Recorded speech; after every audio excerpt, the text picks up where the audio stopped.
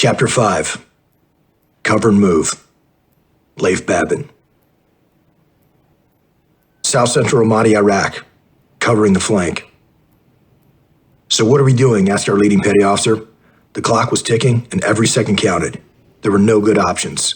Each one could have deadly consequences, but I had to make a call. As SEALs, we often protected the troops in the streets with our snipers and machine gunners in a type of operation we called Sniper Overwatch. By taking the high ground in buildings and positioning SEAL snipers where they could best observe and engage enemy fighters maneuvering to attack, we could eliminate threats and disrupt insurgent attacks before they could fully materialize. This helped mitigate the substantial risk to U.S. and Iraqi troops patrolling the streets, enabling them to more safely accomplish their mission and ensured more U.S. soldiers and Marines came home alive to their families back in the States. The U.S. Army's Ready 1st Brigade Combat Team, 1st Armored Division, adopted a radical and innovative strategy to take back Ramadi from the malevolent clutches of the insurgency. Seize, clear, hold, build.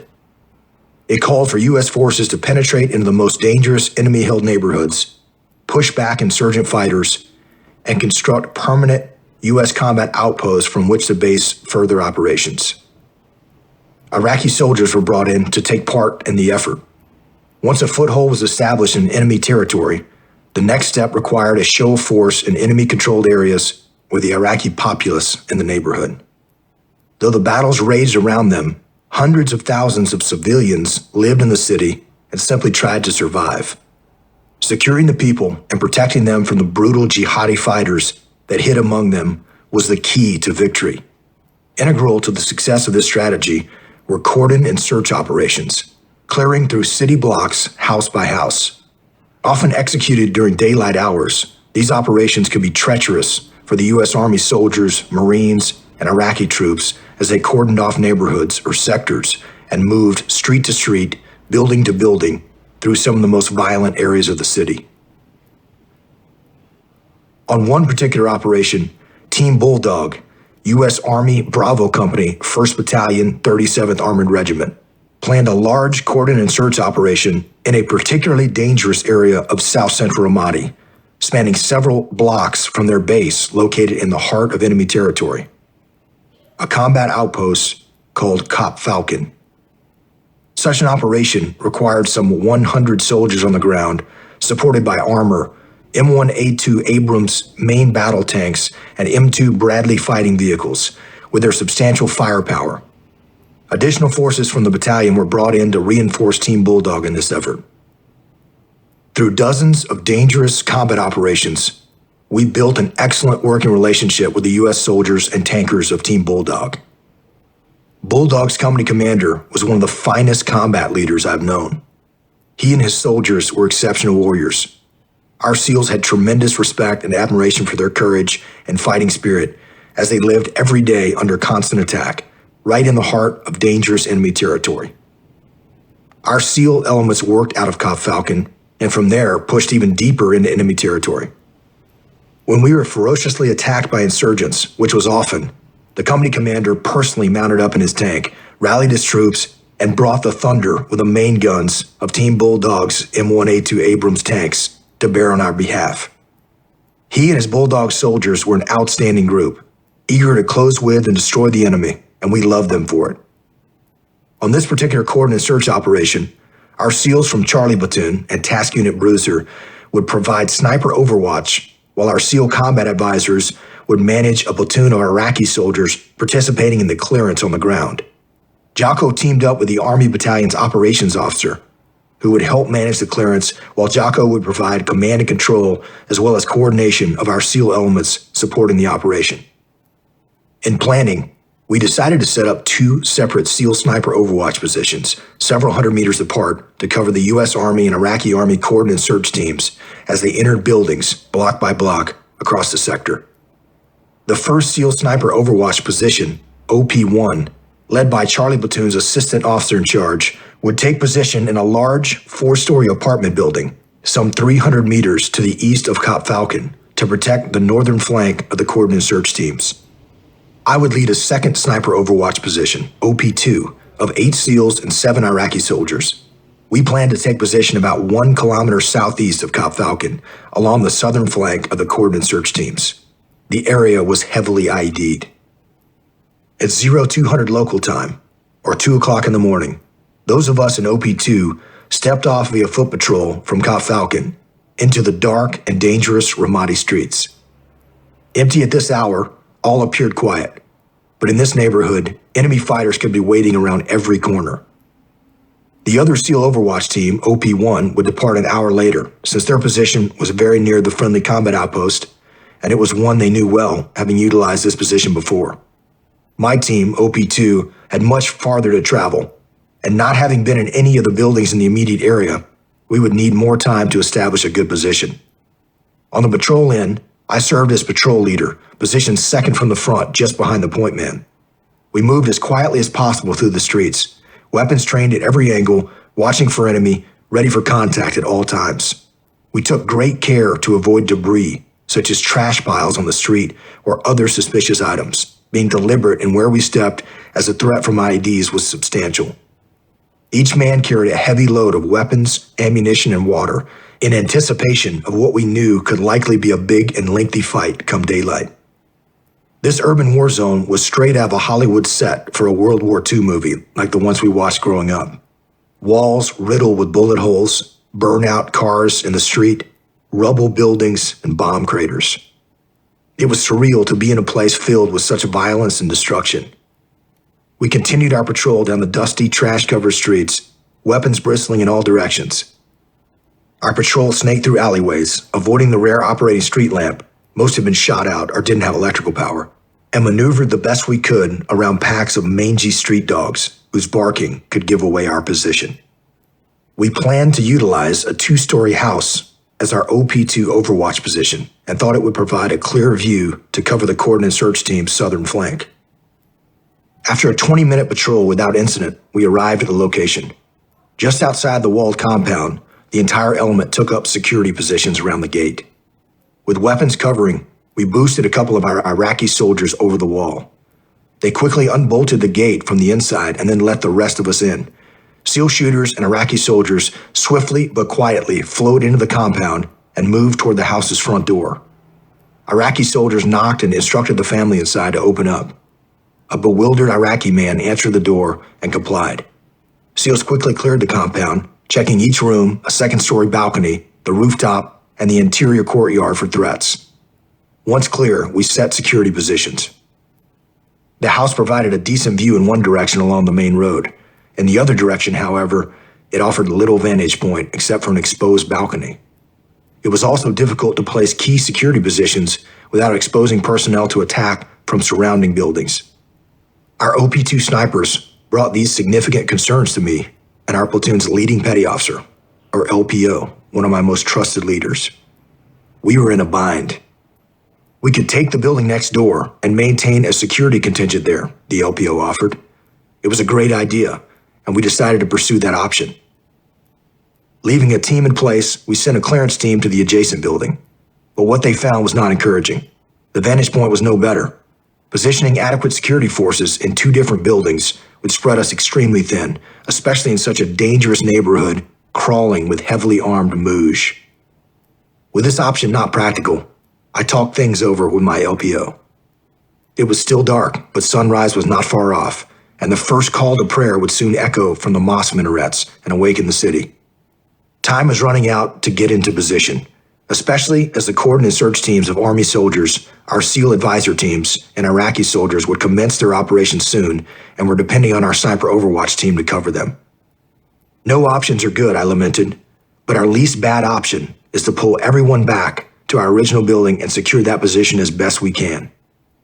The LPO agreed and immediately executed the plan. We knew the position had substantial vulnerabilities, but we would have to do all we could to mitigate such risks.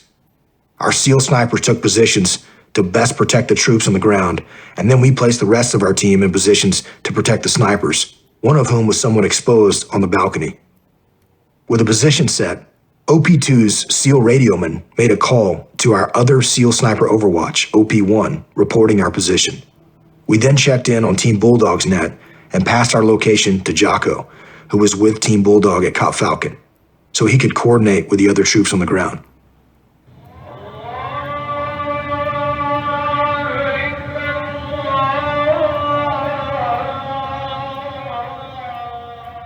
Echoed the first call to prayer from the minaret loudspeakers of mosques throughout the city, signaling the dawning of the day. Soon, the first rays of light painted the eastern horizon, and south-central Ramadi began to awaken. Even in this war-torn city, some semblance of normal life carried on. People emerged from their houses, cars and trucks backed out of driveways and made their way down city streets. Shepherd boys drove their herds of sheep down the road to graze along the fertile banks of the Euphrates River. The sun rose with searing heat, which would crescendo midday to baking temperatures of over 115 degrees Fahrenheit. Over the radio, the soldiers of Team Bulldog signaled their coordinate search operation was underway. Dozens of soldiers, including the SEAL advisor and Iraqi soldier clearance team, moved out from Cop Falcon, accompanied by armored firepower from Abrams tanks and Bradley vehicles. From our position, hundreds of meters away, OP-2 could hear the heavy grind of tank tracks on pavement and the rev of their powerful gas turbine engines. I checked in with Jocko via radio as he moved out with a coordinate search team. All was proceeding according to plan. In such a nasty neighborhood, it didn't take long for enemy fighters to mount an attack. The first attempts came from the north. OP-2 could hear the report of big rifles as OP-1's SEAL snipers hammered a couple of armed insurgents moving to attack. Soon, our OP-2 snipers observed 3 enemy fighters with AK-47s and an RPG rocket maneuvering through the streets toward the clearance teams. SEAL snipers engaged, hitting 2 of the 3 and sending the 3rd running for cover. With those shots, the enemy had a good indication of where we were. Within the hour, the first burst of Mooj machine gun fire snapped over the heads of the 2 SEALs positioned on the balcony. It was only the beginning, as the enemy sporadically engaged our building and probed our position. We knew their attacks would no doubt grow bolder as they pinpointed our position and the day progressed. The coordinate search operation proceeded with sporadic gunfire and a few warning shots fired. The SEAL sniper overwatch positions were able to help thwart any major attacks before they could materialize. The vigilant Team Bulldog soldiers, with their tanks at the ready, were also a substantial deterrent. Within about 2 hours of sunrise, the Army soldiers, along with Jocko and the small team of SEAL combat advisors with their Iraqi soldiers, had cleared every building in the sector. Having accomplished their mission, they all moved safely back to Cop Falcon.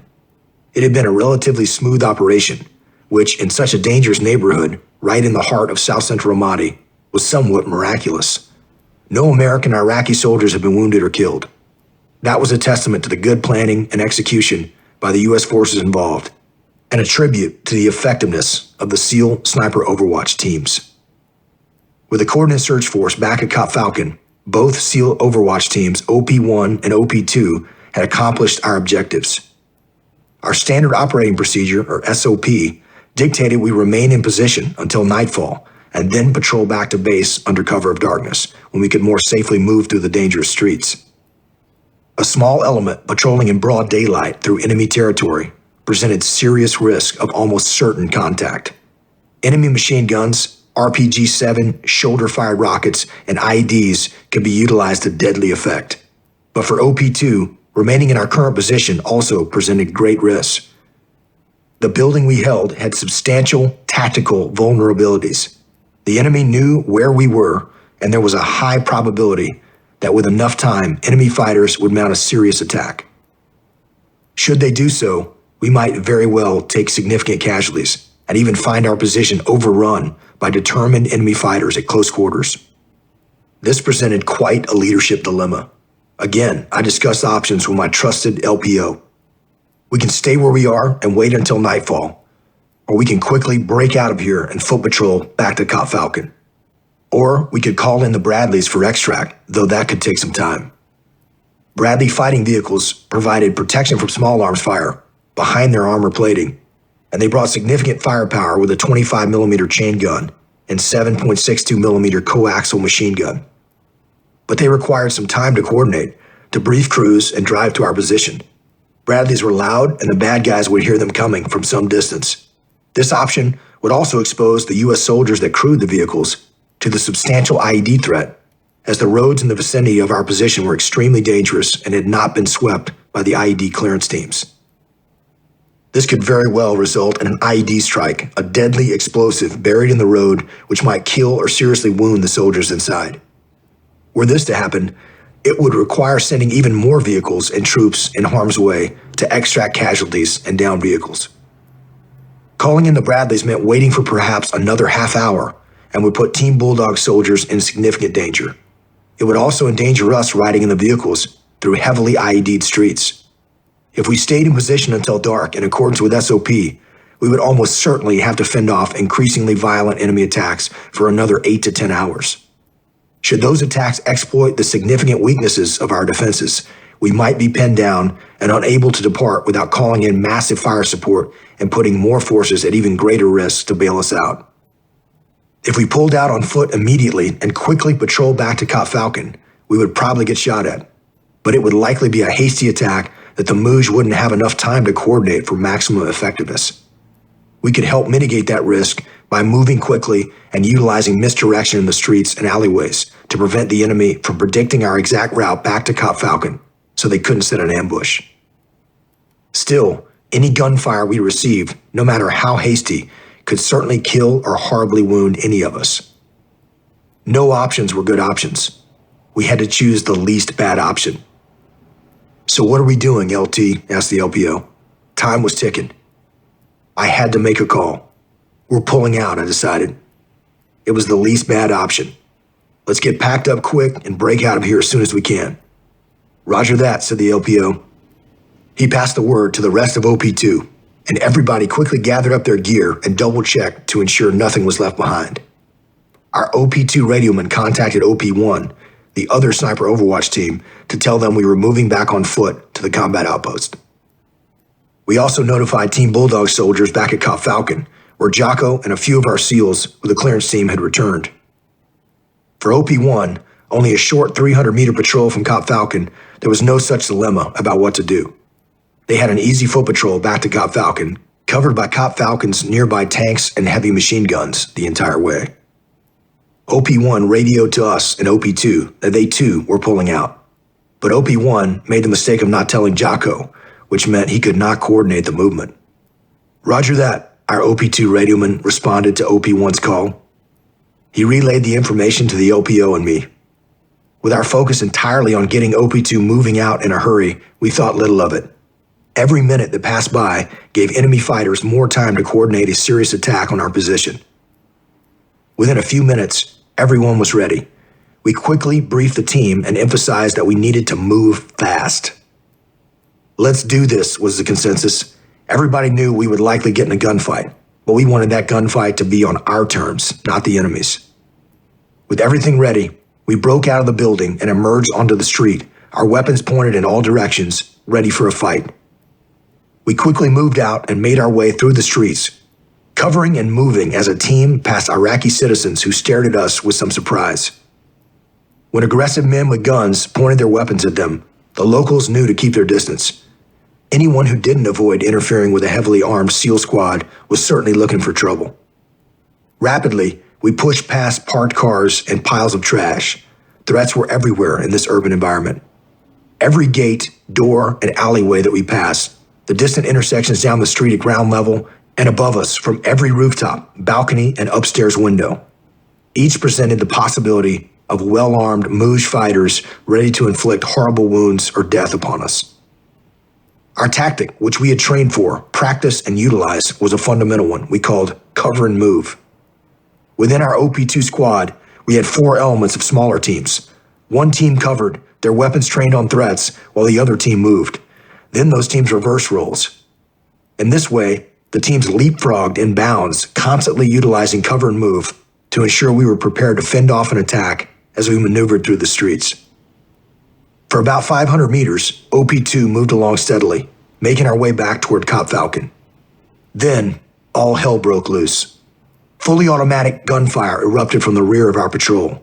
Insurgent fighters had followed us and heavily engaged us with AK-47s and PKC belt-fed machine guns, and rounds smashed into nearby walls and kicked up dust in the street right at our feet.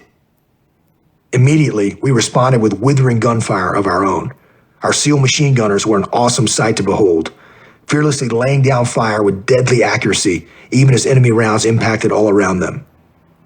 Like a well-oiled machine, we executed a center peel maneuver, a coordinated tactic where two columns systematically alternate shooting at the enemy and moving away in a safe direction until able to break contact.